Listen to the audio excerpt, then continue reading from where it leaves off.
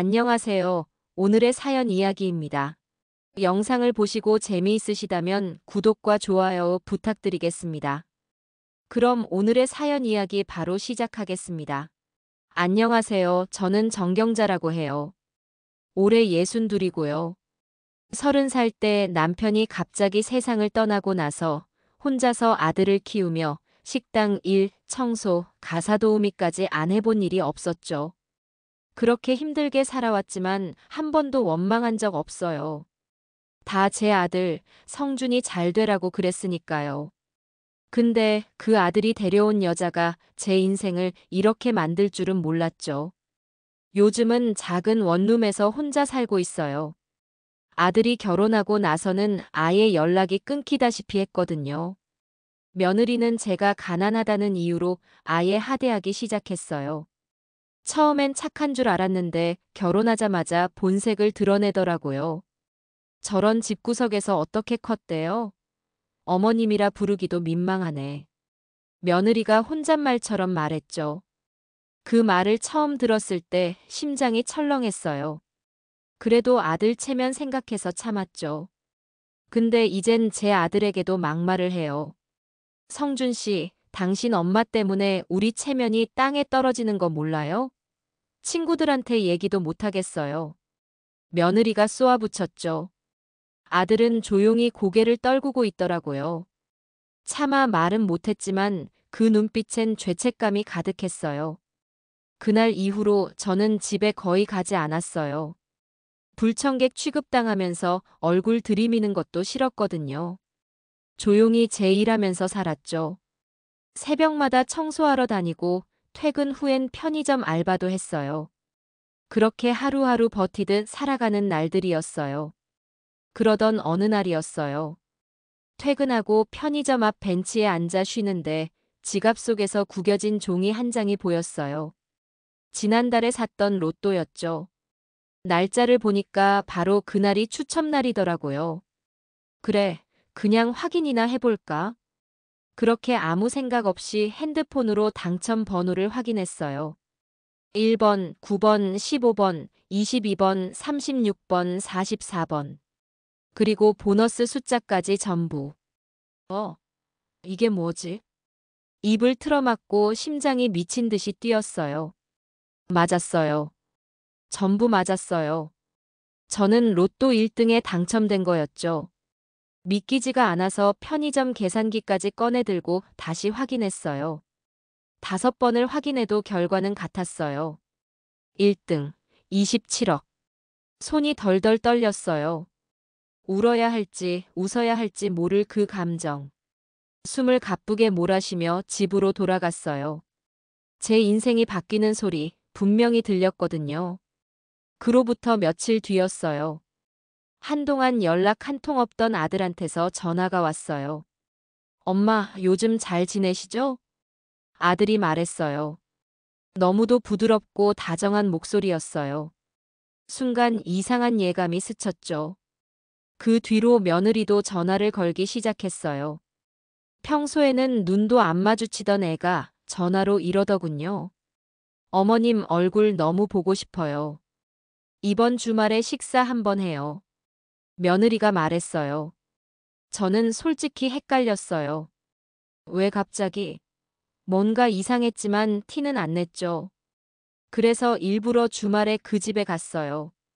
문을 열자마자 며느리가 환하게 웃으며 저를 맞았어요. 평소엔 콧방귀도 안 뀌던 애가 갑자기 절 껴안는 거예요. 어머님, 요즘 피부도 너무 좋아지신 것 같아요. 며느리가 말했어요. 속이 뒤틀릴 뻔했지만 저도 모르게 웃음이 나왔어요. 아니, 연극을 해도 이렇게 갑작스럽게 태도가 달라질 수 있나요? 그러다 부엌에서 물 한 잔 따라 마시며 며느리가 묻더라고요. 어머님 혹시 요즘 어디 투자 같은 거 하세요? 며느리가 살짝 말했어요. 그 말의 순간 제가 당황한 얼굴을 잠깐 지었나 봐요. 며느리는 잽싸게 다시 말했죠. 요즘 어머님 주변에 좋은 소문 돌더라고요. 어머님 혹시 로또 당첨되신 거 맞죠? 며느리가 말했어요. 이쯤 되니 더 이상 연극할 필요도 없었어요. 저를 무시하던 그 애가 이제는 제 눈치를 보고 제 비위를 맞추려 애쓰는 모습이 너무 우습더라고요. 그날 밤 저는 거울 앞에서 스스로에게 말했어요. 이제부터 내 인생은 나한테 달렸어. 이 돈을 어떻게 쓰느냐에 따라 그 여자에게 복수도 할 수 있고 아들을 되찾을 수도 있어. 저는 그렇게 조용히, 아주 조용히 계획을 세우기 시작했어요. 며느리가 갑자기 바뀐 모습으로 저를 대하던 날 이후 이상하게도 아들 집에서 식사 초대를 연달아 받았어요. 평소엔 명절에도 오지 말라고 핑계를 대던 애가 갑자기 일주일에 두세 번씩 집으로 오라고 하니 누가 봐도 수상했죠. 그날도 평일 점심시간에 전화가 왔어요. 어머님, 오늘도 집에서 식사 같이 해요. 제가 따뜻한 미역국 끓여놨거든요. 며느리가 말했어요. 전화를 끊고 집으로 향하면서도 마음 한켠이 이상했어요. 그렇게 따뜻한 말을 할 수 있는 애가 아니었거든요. 이건 연극이에요. 분명 뭔가 꾸미고 있어요. 그렇게 속으로 되뇌이며 초인종을 눌렀죠. 문을 열자 며느리는 앞치마를 두르고 환하게 웃으며 말했어요. 어머님, 이리 와요.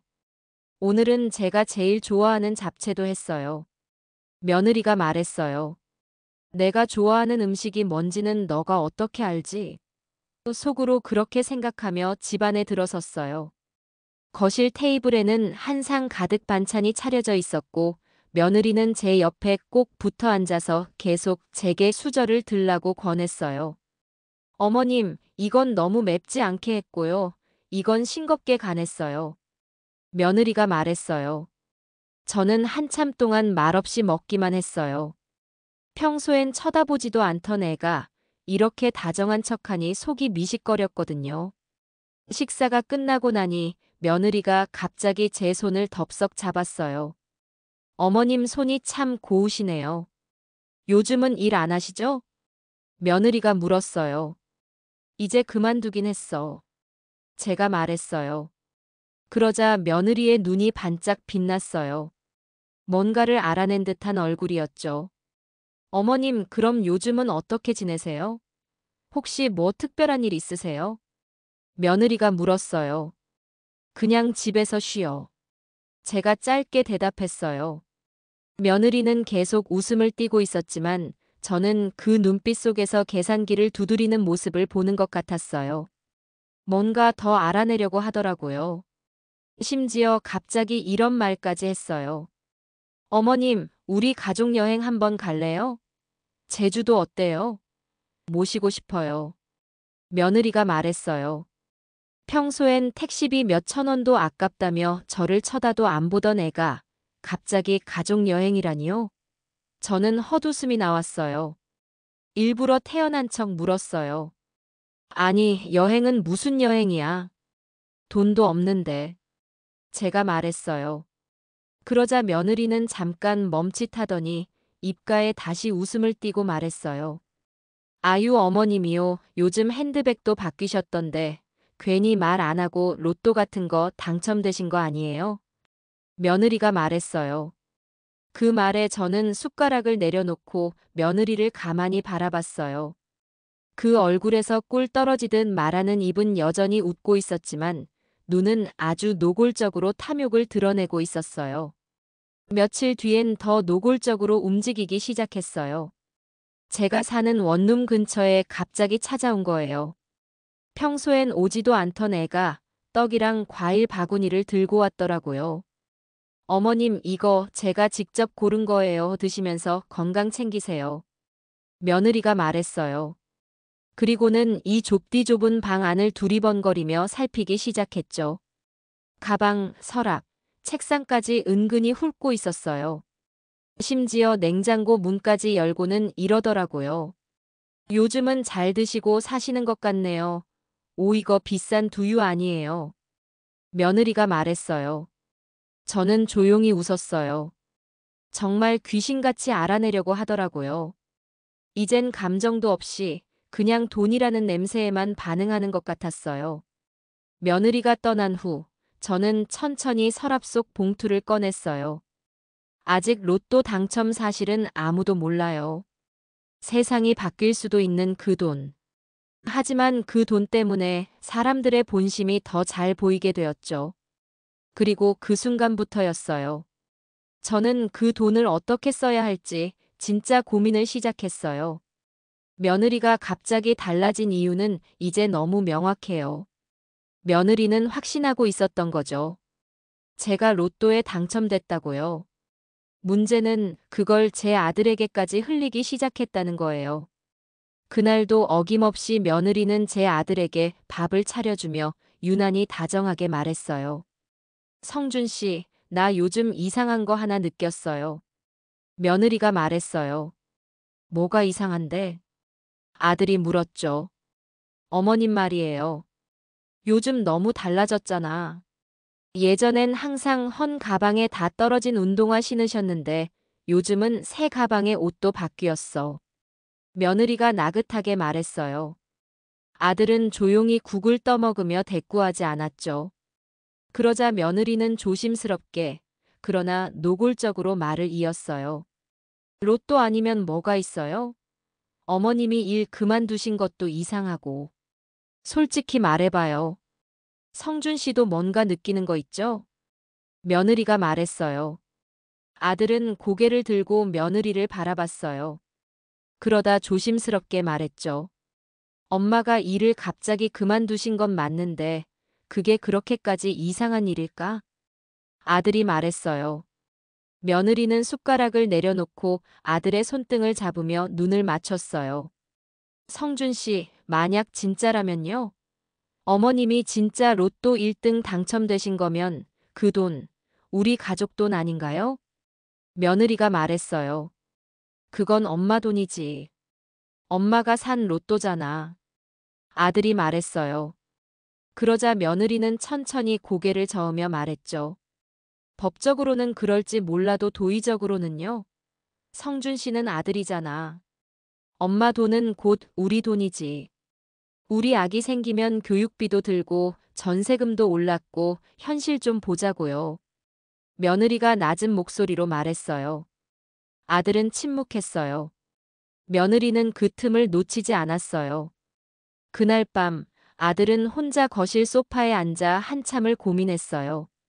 어릴 적 학교에서 도시락을 싸오지 못한 날에도 엄마는 교무실에 찾아와 몰래 급식을 부탁했죠. 비 맞고 온 날엔 다른 운동화를 말리며 엄마는 괜찮아, 신경 쓰지 마라고 웃던 얼굴이 떠올랐어요. 그런데 지금 그 엄마의 돈을 노리고 있는 자기 아내의 말이 머릿속을 떠나지 않았어요. 엄마 돈은 엄마 돈이다. 그렇게 말하고 싶었지만 현실은 냉정했어요. 자신은 번듯한 직장도 없고 아이까지 생기면 경제적으로 불안정했거든요. 그리고 며느리는 계속 속삭였죠. 지금 어머님은 정신적으로도 불안정한 것 같아요. 요즘 말도 어눌해지고 혼잣말도 자주 하잖아요. 이런 상태에서 큰 돈을 쥐고 있다는 게 오히려 위험한 거예요. 보호 차원에서 우리가 관리해주는 게 맞다고 생각해요. 며느리가 말했어요. 며느리는 아들의 마음을 흔드는데 성공하고 있었어요. 심지어 후견인 지정을 운운하며 법적으로도 어머니의 자산을 공동 관리할 수 있는 방법을 슬쩍 흘리기 시작했죠. 그 말에 아들은 말없이 정수리를 감쌌어요. 그날 밤 아들은 제게 전화를 걸었어요. 엄마, 우리 주말에 시간 괜찮으면 같이 병원 한번 가자. 건강검진도 하시고. 아들이 말했어요. 병원? 무슨 병원인데? 제가 물었어요. 그냥 종합검진이에요. 요즘 어딜 가나 건강검진 쿠폰 있대서요. 아들이 말했어요. 그 목소리엔 평소보다 지나치게 과잉 친절한 느낌이 묻어 있었어요. 그 순간 저는 직감했어요. 얘도 며느리처럼 달라졌구나. 이제 얘까지도 날 시험하려는구나. 그날 밤 저는 혼자 이불을 덮고 누워 눈을 감았어요. 눈물은 나지 않았어요. 대신 손끝이 시렸어요. 가난하게 살 땐 무시당했고, 돈이 생기니 욕심을 당했어요. 하지만 그 순간 마음속에서 어떤 의지가 피어오르기 시작했어요. 그래.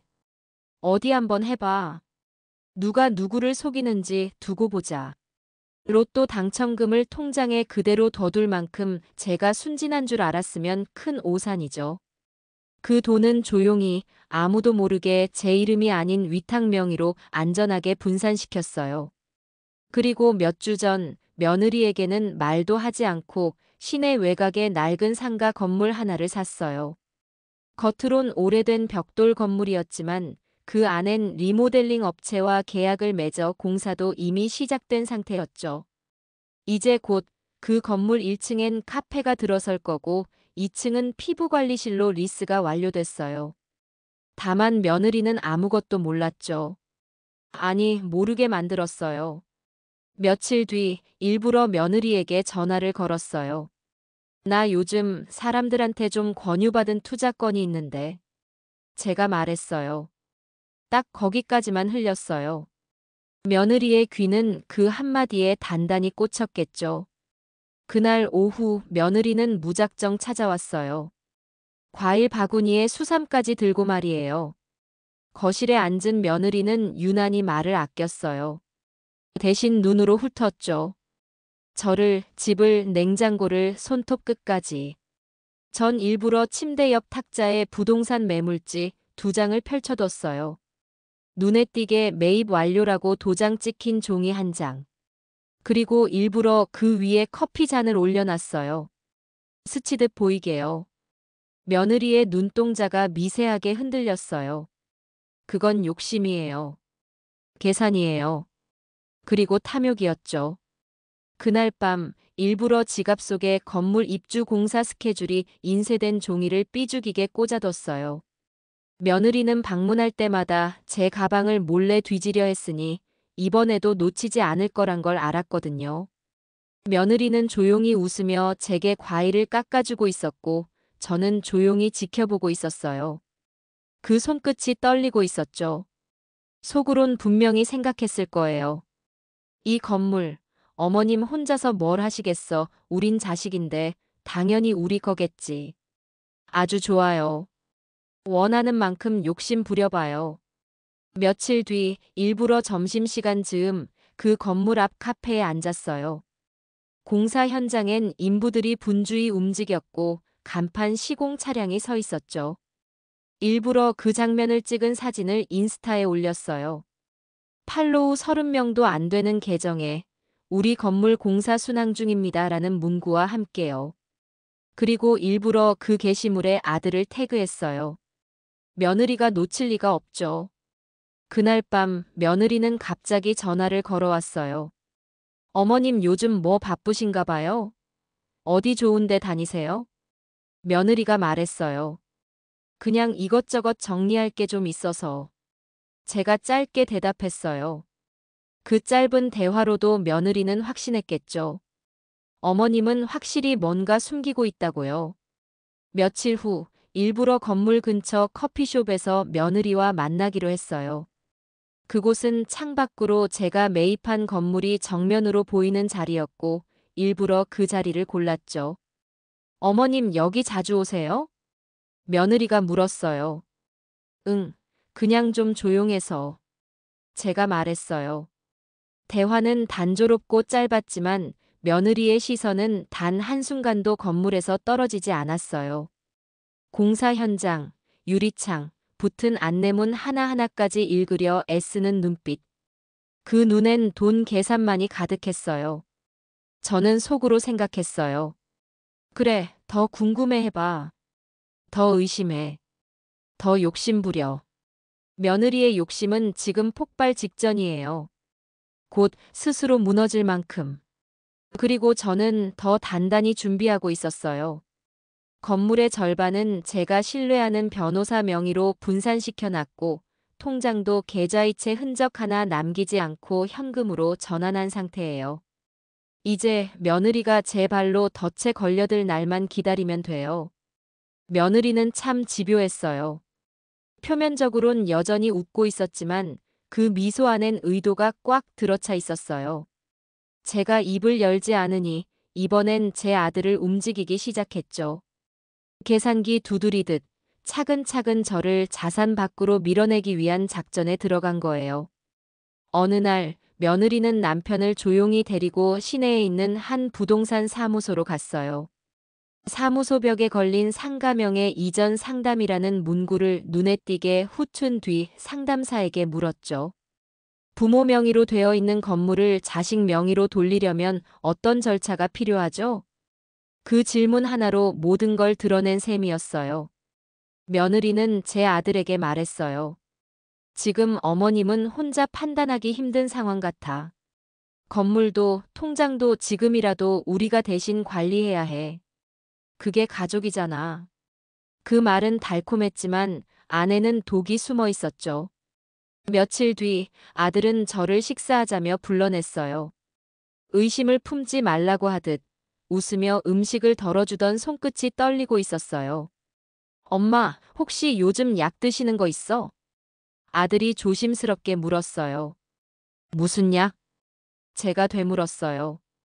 그냥 지난번엔 말하다가 단어가 막히고 또 며칠 전엔 전화 2번이나 끊고 딴소리 하셨잖아.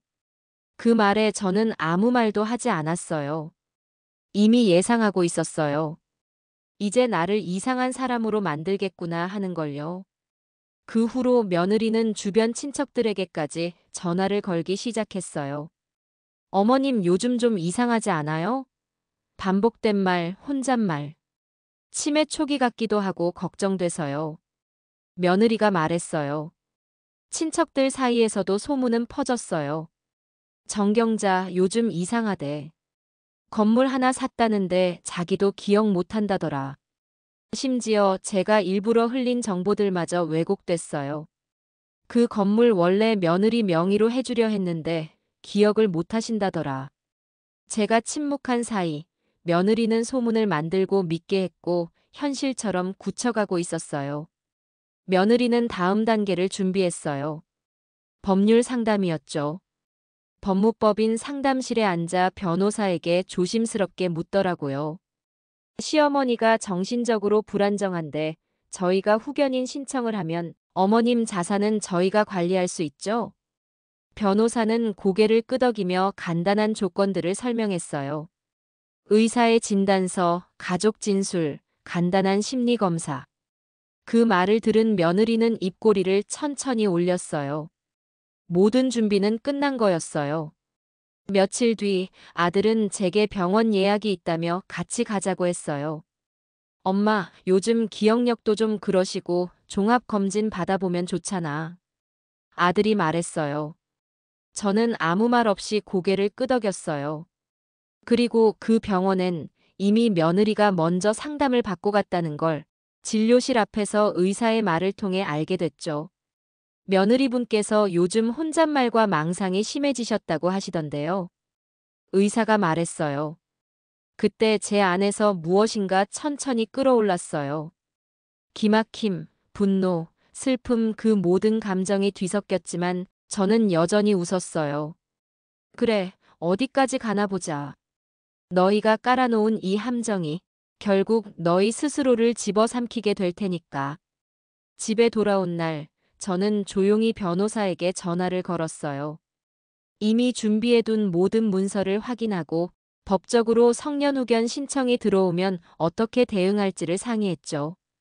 그리고 다음 날 아침, 일부러 며느리 앞에서 약봉지를 꺼내놓고 천천히 약 하나를 물에 녹였어요.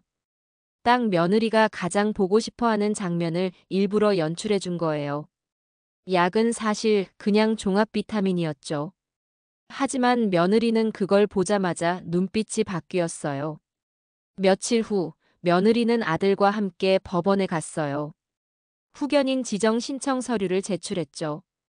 이제 그들은 법적으로 제 자산을 통제하려는 마지막 시도를 한 거예요. 법원에서 연락이 왔어요. 며느리와 아들이 함께 낸 성년 후견인 지정 신청에 대한 결과였습니다. 저는 이미 준비돼 있었어요. 서울대학교병원에서 정식으로 받은 종합신경검사 결과 전혀 문제 없는 인지 능력과 정신 상태가 명확히 적힌 진단서. 그리고 변호사와 함께 제출한 저의 재산 흐름과 투자 내역 자료. 숨길 것도 찔릴 것도 감출 것도 없었어요. 며칠 뒤 판결이 나왔어요. 성년 후견인 지정 기각. 법원은 명백히 말했죠. 피신청인은 판단 능력, 인지 기능, 자산 관리 능력 모두에서 문제 없는 상태임이 확인됨. 간단한 한 줄이었지만 저에겐 천둥 소리 같았어요. 그 순간 저는 속으로 조용히 웃었어요. 이제 너가 얼마나 더 추하게 내려가나 볼 시간이다.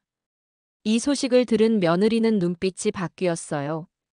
입꼬리는 여전히 올려져 있었지만 눈속은 흔들리고 있었죠.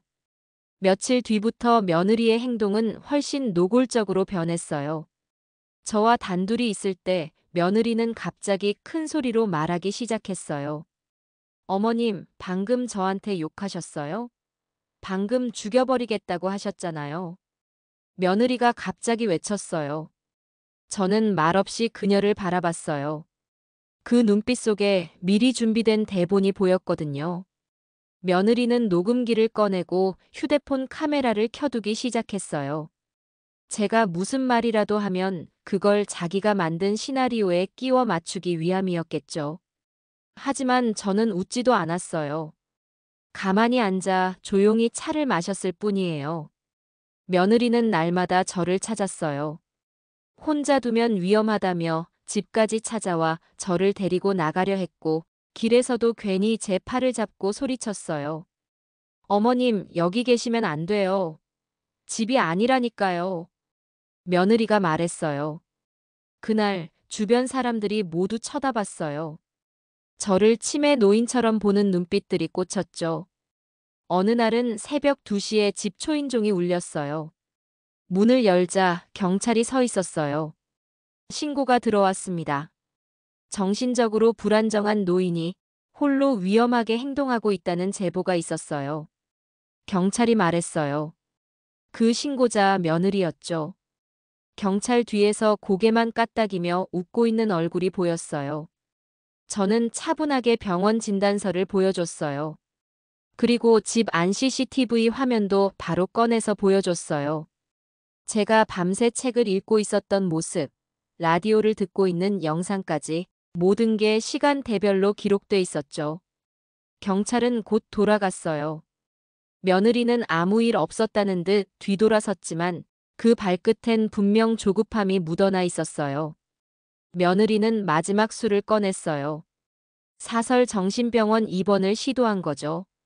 저와 며느리 이름으로 공동진술서를 위조해 접수했고 사전에 짜맞춘 증인까지 데려왔어요. 그 병원에선 며느리가 말했죠. 어머님이 며칠 전엔 베란다 밖으로 나가시려 했어요. 말리는 저를 밀치고 욕을 하셨고요. 그전엔 벽에 대고 혼잣말도 자주 하셨어요. 며느리가 말했어요. 그 거짓말에 병원 측은 신중하게 판단하기로 했고 저는 자의가 아닌 보호자 입원 심사를 받게 됐어요. 그날 저는 아무 말도 하지 않았어요. 오히려 침착하게 앉아 심사 절차를 따랐고 미리 준비한 모든 법률 자료와 진단서를 제시했어요. 며느리의 위조 진술은 병원 측에서 바로 들통났고 증인으로 데려온 인물도 거짓말 탐지기 검사를 요청하자 돌연 퇴실했어요. 그날 밤 며느리는 아무 말 없이 집에 돌아갔어요. 그리고 그 다음 날 며느리의 휴대폰에서 제 아들에게 보내는 메시지가 실수로 저에게 전송됐어요. 2년 너무 똑똑해. 이러다 진짜 우리가 당하겠어. 저는 핸드폰을 내려놓고 창밖을 바라봤어요. 달빛이 반사된 유리창에 비친 제 얼굴은 조용히 웃고 있었어요. 사람은 쉽게 바뀌지 않아요.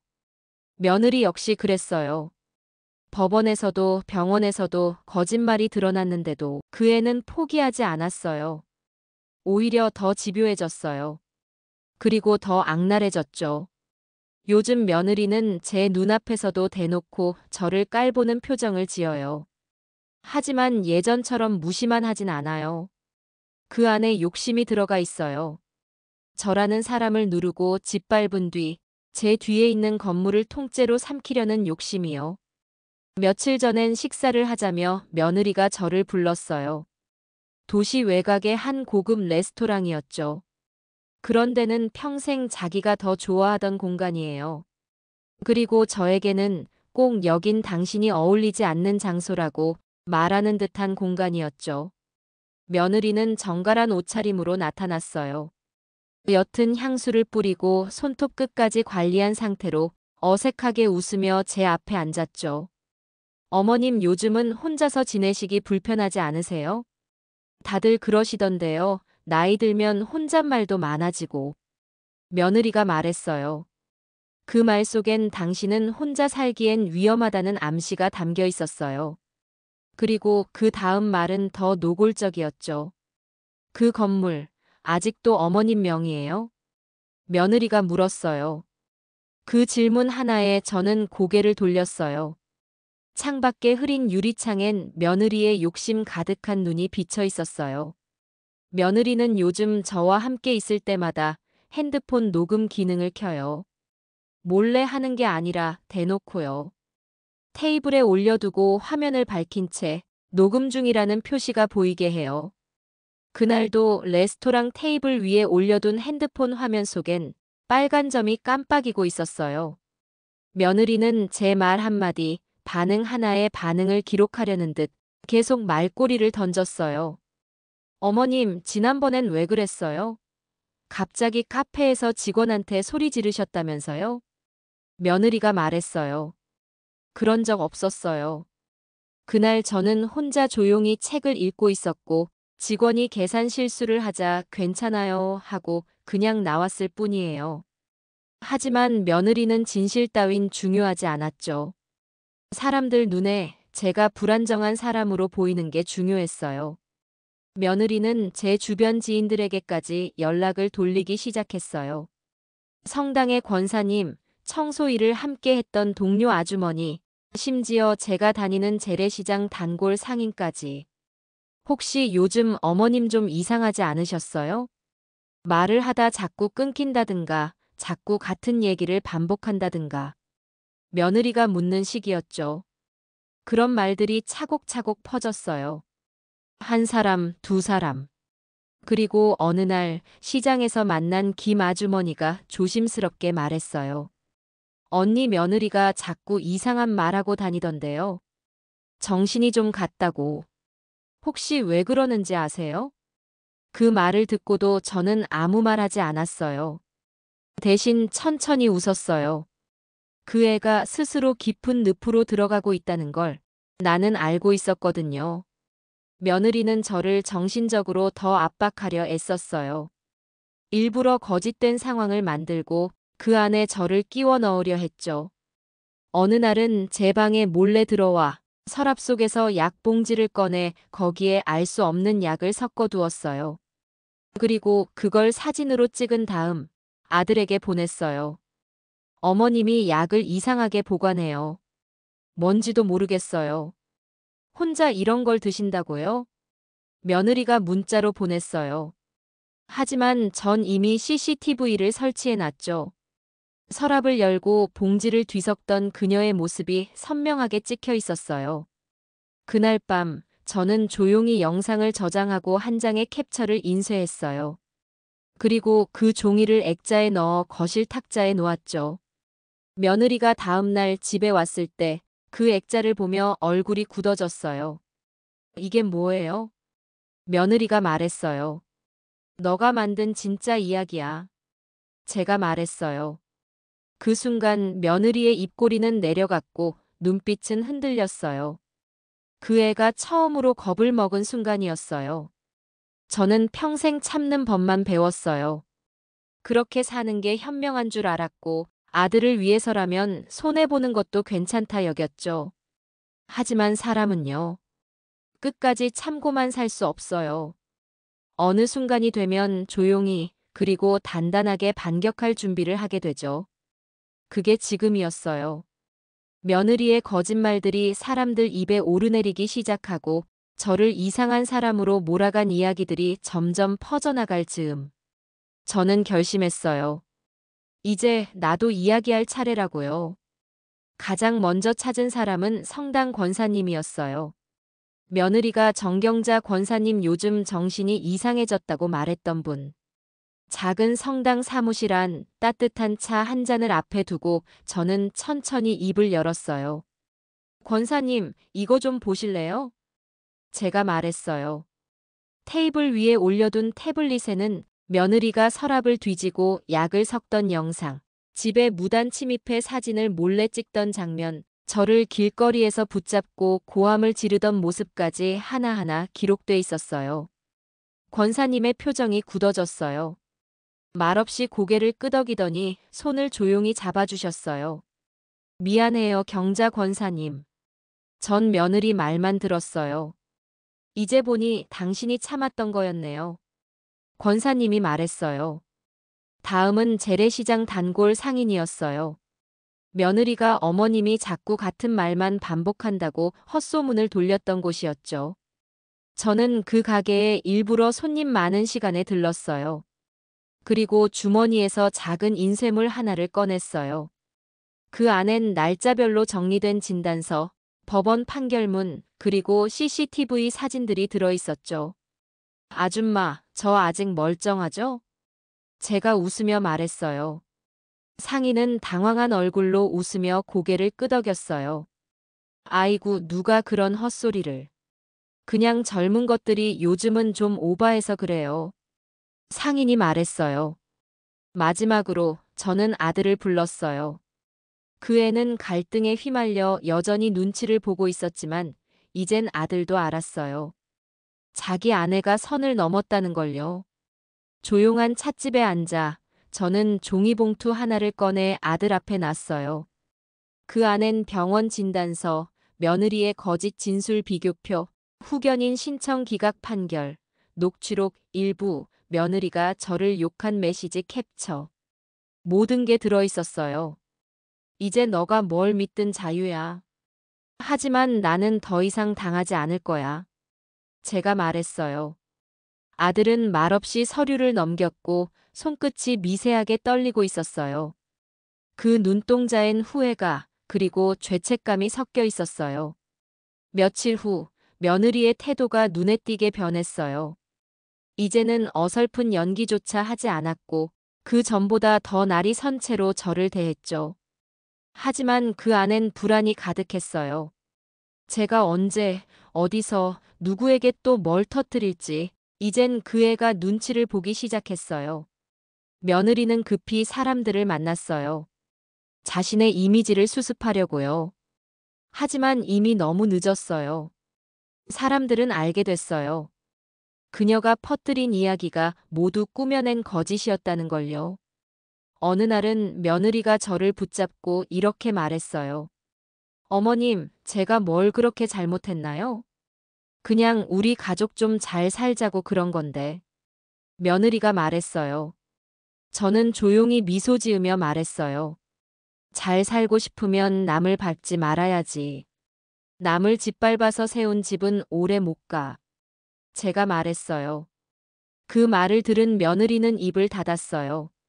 그리고 뒤돌아서며 작게 중얼거렸어요. 이렇게까지 할 줄은 몰랐는데. 며느리가 혼잣말했어요. 이제 사람들은 다시 제게 인사를 건넸고 이야기를 건네며 말했어요. 아직도 참 단단하시네요. 그 나이에 어떻게 그렇게 대처하셨어요? 저는 말하지 않았어요. 그저 속으로 생각했죠. 단단한 건 나이가 아니라 내가 몇 번이나 무너졌는지에 달렸다고요. 사람이 궁지에 몰리면 이성을 잃는다고 하죠. 며느리가 그랬어요. 그 애는 점점 초조해졌고 눈빛이 흔들렸어요. 사람들은 등을 돌리고 거짓말은 들통났고 아들마저 제 편이 아니게 된 걸 느끼자 결국 며느리는 마지막 술을 꺼내 들었어요. 하지만 그 수는 상상 이상으로 더럽고 위험하고 자극적이었죠. 그날은 일요일 오후였어요. 며느리가 뜬금없이 전화를 했어요. 어머님, 오늘 저녁은 제가 대접할게요. 오랜만에 같이 시간 보내요. 며느리가 말했어요. 그 목소리는 너무도 밝았어요. 그 밝음이 오히려 소름 끼쳤어요. 하지만 저는 아무 말 없이 고개를 끄덕였죠. 그 애가 뭘 꾸미고 있는지 알고 있었으니까요. 저녁 식사를 마치고 집으로 돌아왔을 때 제 방에 이상한 낌새가 느껴졌어요. 서랍이 아주 조금 열려 있었고 책상 위에 뒀던 통장이 조금 기울어진 각도로 놓여 있었어요. 심장이 순간 철렁 내려앉았지만 곧 진정했어요. 그날은 아무 말 없이 불을 끄고 잤어요. 그리고 다음 날 아침 CCTV를 확인했죠. 화면 속엔 제가 샤워를 하는 사이 며느리가 방에 들어와 서랍을 열고 통장과 인감도장을 뒤적이는 장면이 선명하게 찍혀 있었어요. 그 손은 익숙하게 움직였고 심지어 핸드폰으로 무언가를 촬영하고 있었죠. 며느리는 그 다음 날 은행으로 갔어요. 제 위조 인감으로 정경자라는 이름을 써서 자산 이동을 시도했어요. 하지만 거기까지였어요. 그 은행 직원은 오래전부터 제 통장을 관리해주던 사람이었고 제 사인을 익숙히 알고 있었죠. 이건 정경자 씨 사인이 아닌데요. 직원이 말했어요. 며느리는 당황했지만 애써 웃으며 말했어요. 어머님이 손이 불편하셔서요. 대신 써드린 거예요. 며느리가 말했어요. 하지만 그 직원은 바로 경찰에 신고했죠. 며느리는 현장에서 바로 조사를 받게 됐고 저는 경찰에 연락을 받고 직접 그곳으로 갔어요. 조사실에서 마주 앉은 며느리는 초점 없는 눈으로 절 바라봤어요. 이게 다 어머님 탓이에요. 돈이 그렇게 많으면서 왜 혼자서 다 숨겨요? 며느리가 말했어요. 저는 조용히 그녀의 말을 들었어요. 우린 애도 낳고 살림도 꾸려야 하잖아요. 그 돈이 있으면 인생이 바뀐다고요. 며느리가 말했어요. 그때 저는 처음으로 화를 냈어요. 작고 낮지만 단단한 목소리로요. 그 돈은 내가 평생 무시당하고 욕먹고 굶고 이래서 한 번쯤 웃으려고 얻은 거야. 너한텐 단 한 푼도 줄 수 없어. 제가 말했어요. 며느리는 울지도 화내지도 않았어요. 그저 고개를 떨군 채 말했어요. 그럼 난 이제 어떻게 해요? 며느리가 말했어요. 저는 아무 말 없이 일어났어요. 그리고 문 앞에 서서 한마디만 했어요. 지금이라도 늦지 않았어. 다 잃기 전에 너 인생부터 지켜. 제가 말했어요. 며느리는 결국 절도미수, 인감 위조 혐의로 입건됐고 조건부 기소유예 처분을 받았어요. 아이를 임신 중이라는 이유로 구속은 면했지만 이미 사회적 평판은 바닥을 쳤어요. 주변 사람들은 등을 돌렸고 아들도 더는 그 애를 옹호하지 않았어요. 그 애가 숨기려 했던 민낯이 세상에 다 드러난 거죠. 그날 밤 저는 혼자 거실에 앉아 창밖을 봤어요. 도시의 불빛이 반짝이는 그 아래 제 건물 간판이 은은하게 빛나고 있었어요. 한참을 바라보다가 속으로 이렇게 중얼거렸어요. 이제야 진짜 내 인생이 시작되는구나. 법적인 판결이 끝났다고 모든 일이 끝난 건 아니었어요. 며느리는 완전히 무너진 게 아니었죠. 오히려 재산을 빼앗지 못한 좌절이 분노로 변했어요. 그리고 그 분노는 생각조차 못한 파괴로 이어졌어요. 며칠 동안 며느리는 제 집 앞에 나타나지 않았어요. 조용했죠. 오히려 이상할 만큼. 그 조용함이 불안했어요. 예전 같았으면 다시 눈물을 흘리며 찾아오거나 편지를 남기거나 전화를 했겠죠. 하지만 이번엔 달랐어요. 아무 말도 아무 행동도 없었어요. 그리고 그건 폭풍전의 고요였어요. 그날 밤 휴대폰으로 들려온 알림음 하나. 알림을 누르자 뉴스 속 화면엔 제 건물이 화염 속에서 무너지고 있었어요. 눈앞이 하얘졌지만 저는 차분했어요. 이미 몇 주 전 그 건물은 제 명의가 아니었어요. 정리했었거든요. 정확히 말하면 모든 재산을 여러 법적 신탁과 명예 분산으로 완벽하게 분리해뒀어요. 그 건물은 이미 다른 사람의 명의였고 제 재산 목록에서도 사라졌어요. 며느리는 방화 직후 경찰에 체포됐어요. 인근 CCTV에 그녀가 기름통을 들고 건물 뒤편으로 들어가는 장면이 명확히 찍혀 있었죠. 심지어 자신이 직접 건물 안창고 문을 따고 불을 붙이는 영상까지 남아 있었어요. 체포될 때도 그녀는 망가진 눈으로 중얼거렸다고 해요. 어차피 내가 못 가질 거면 어머님도 못 가져야죠. 며느리가 말했어요. 그 말이 이젠 미련인지 광기인지 아무도 분간하지 못했어요. 다음 날 아침 저는 경찰서에 호출을 받았어요. 피해자 진술을 위해 방문한 자리에서 며느리를 마주하게 되었죠. 수의 차림에 그녀는 초점 없는 눈으로 절 쳐다봤어요.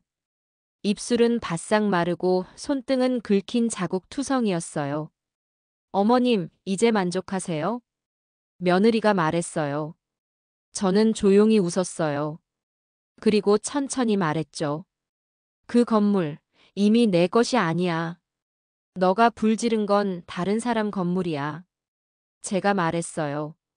며느리의 얼굴이 흩어졌어요. 놀람, 공포, 당혹, 수치. 그 모든 감정이 동시에 올라왔고 그녀는 무너졌어요. 거짓말이에요. 그건 어머님 건물이에요. 그 카페, 그 관리실 다 어머님이 만든 거잖아요. 며느리가 소리쳤어요. 맞아. 내가 만든 거지. 근데 내가 손 뗐어. 더는 욕심 부리는 사람들한테 남겨줄 생각도 없어서. 제가 말했어요. 그 말에 며느리는 무릎이 꺾여 바닥에 주저앉았어요.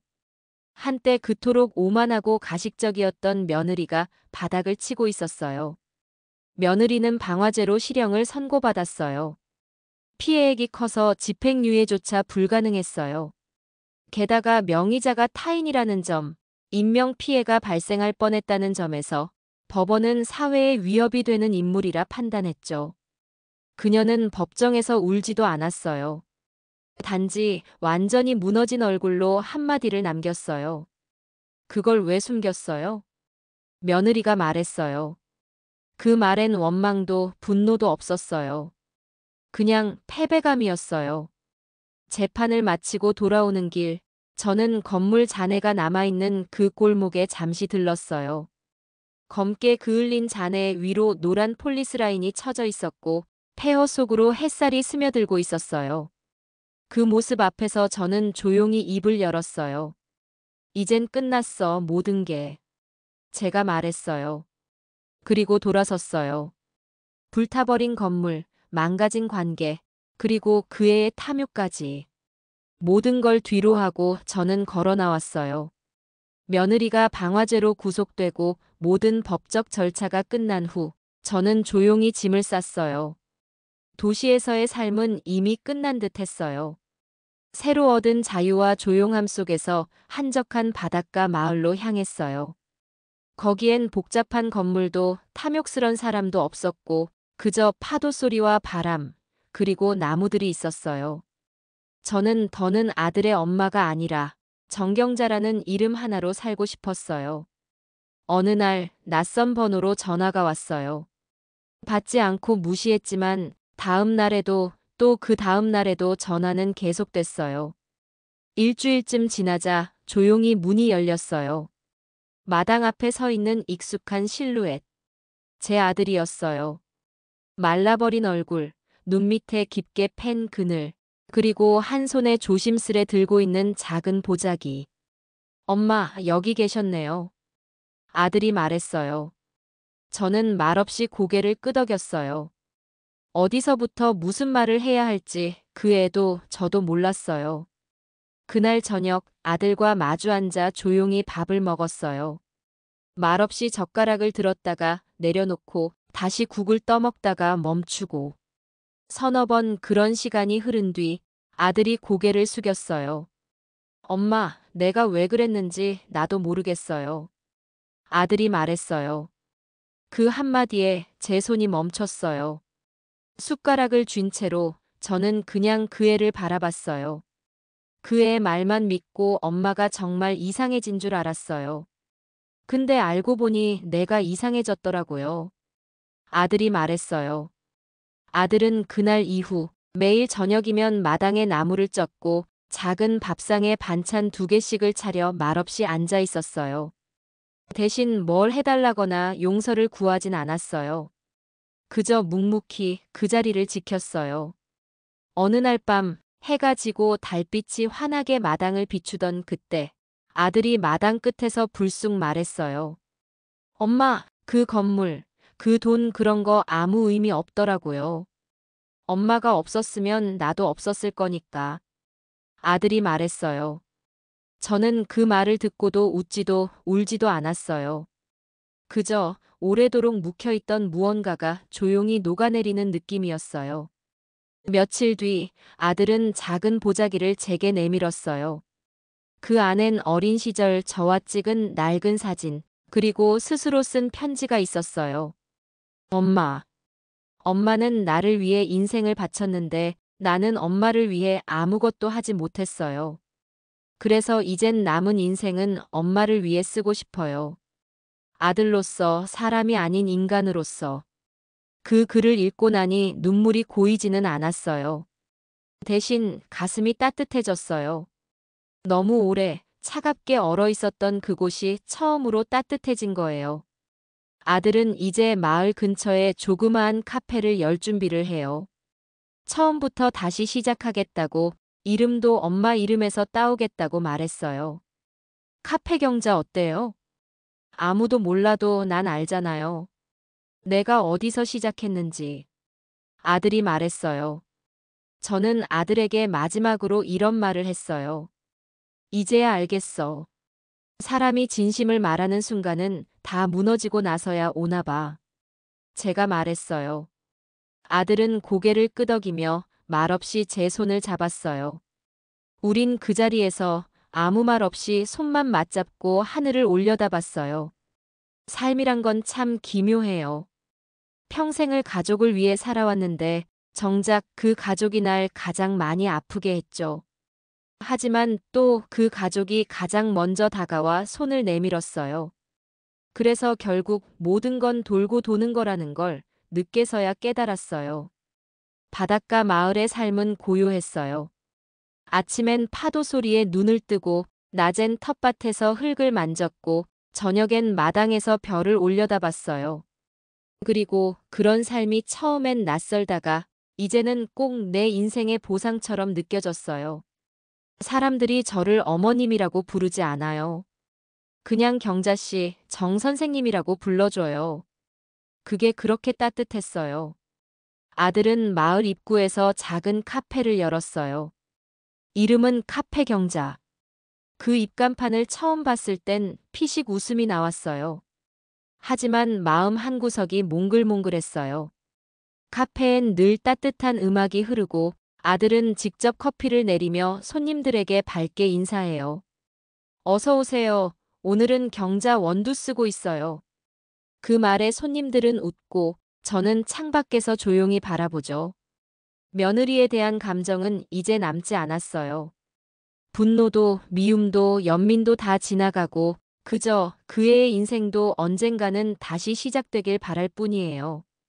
한때는 내 가슴을 칼로 도려내듯 아프게 했던 사람이지만 그 상처마저 내 삶의 일부였다고 이젠 말할 수 있어요. 마지막으로 저는 제 일기를 펼쳐 마지막 문장을 적었어요. 이제 나는 누군가의 엄마가 아니라 그냥 정경자로 살아갑니다. 그게 제일 어렵고 제일 아름다운 일이었어요. 우리는 평생을 누군가의 엄마로, 아내로, 며느리로 살아왔죠. 정작 나라는 사람은 어디 있었는지 돌아볼 틈도 없이 말이에요. 혹시 지금 외롭고 지쳐 계신가요? 그렇다면 꼭 기억해 주세요. 지금부터라도 여러분 인생의 주인공은 여러분 자신입니다. 늦지 않았어요. 절대 늦지 않았어요. 오늘의 사연 이야기는 여기까지입니다. 비슷한 경험이 있으시거나 공감되셨다면 좋아요와 댓글로 따뜻한 한마디 부탁드려요.